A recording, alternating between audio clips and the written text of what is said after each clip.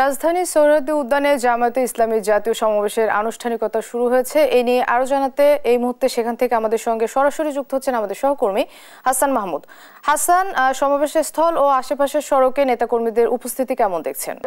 আপনাকে ধন্যবাদ। যেমনটা বলছিলেন, আসলে দুইটাই সমাবেশের যে মূল কার্যক্রম সেটি কিন্তু শুরু হওয়ার কথা রয়েছে। তবে ইতিমধ্যেই কিন্তু আমরা দেখতে পাচ্ছি যে সোহরাওয়ার্দী উদ্যান এবং আশেপাশে যেসব সড়ক রয়েছে সেগুলোতে কিন্তু জামায়াতে ইসলামের নেতাকর্মী তারা কিন্তু ইতিমধ্যে জড়ো হয়েছে এবং ব্যাপক উপস্থিতি কিন্তু আমরা লক্ষ্য করছি। আমরা সকাল থেকে দেখছিলাম যে ফজরের পর থেকে কিন্তু পুরো এলাকা মানুষে ভরে গিয়েছে এবং তারা কিন্তু যে ৭ দফা দাবিতে আজকের যে সমাবেশ, জাতীয় সমাবেশ, সেটি বাস্তবায়ন করবার জন্য থেকে কিন্তু জামায়াতে ইসলামের নেতাকর্মীরা তারা এসেছেন এবং এই সমাবেশকে আসলে তারা সর্বোচ্চ বাস্তবায়ন করার চেষ্টা করছেন। এবং আমরা যেটি জানি যে গত কয়েকদিন ধরেই আসলে সারা দেশে বিভিন্ন ধরনের প্রচারণা চালাচ্ছে জামায়াতে ইসলামের নেতাকর্মীরা। তারা এই সমাবেশকে বাস্তবায়ন করার জন্য সর্বশক্তি আসলে বিনিয়োগ করেছে এবং তারা চাচ্ছে যে ৭ দফা দাবি বাস্তবায়নের মাধ্যমে নতুন বন্দোবস্তর যে সূচনা সেটা তারা করতেছে। আমরা দুজন নেতাকর্মীর সঙ্গে একটু কথা বলতে চাই। এই যে আপনাদের আজকের সমাবেশ, এইটা থেকে কি চাচ্ছেন আপনারা? আলহামদুলিল্লাহ, আমরা ৭ দফা দাবিতে সারা বাংলাদেশ থেকে সোহরাওয়ার্দী উদ্যানের এই ১৯ বাংলাদেশ জামাত ইসলামের সমাবেশে আজকের এই সোহরাওয়ার্দী উদ্যানের কানায় কানায় পূর্ণ হয়েছে।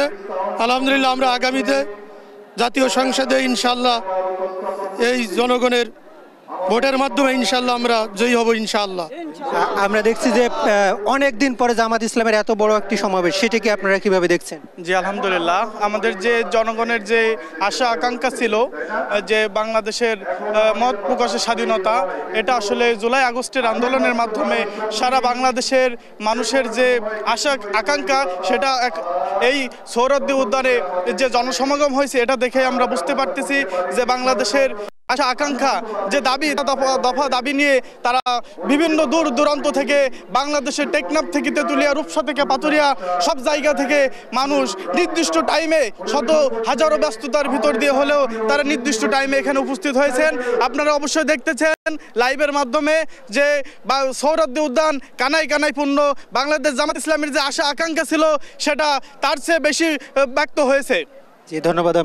আমরা দেখছিলাম যে আসলে এখনও কিন্তু ৩ ঘন্টার বেশি সময় বাকি রয়েছে এই যেটি সমাবেশ শুরু হওয়ার।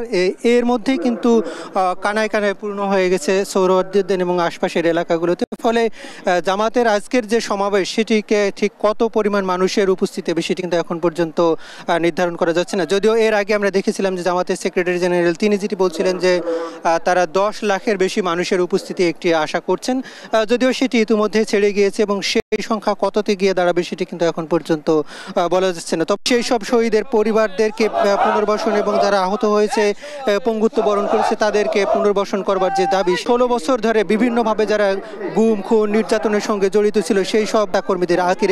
এবং আমরা দেখেছিলাম যে ইতিমধ্যে বিএনপির পক্ষ থেকে সেখানে আসবে কিনা সেটি কিন্তু এখন পর্যন্ত বলা যাচ্ছে না। এবং আমরা দেখতে পাচ্ছি যে কানায় কানায় পূর্ণ হয়েছে এবং ২টার পরে আসলে সেখানে ঠিক কি পরিমাণ নেতাকর্মী উপস্থিত হবে সেটি এখন পর্যন্ত বলা যাচ্ছে। তবে এখন পর্যন্ত সাংস্কৃতিক পরিবেশনা সেটি চলছে। কিছুক্ষণ পরে হয়তো জামায়াতে ইসলামের আমির ডাক্তার অন্যান্য তারা কিন্তু আসবে। তো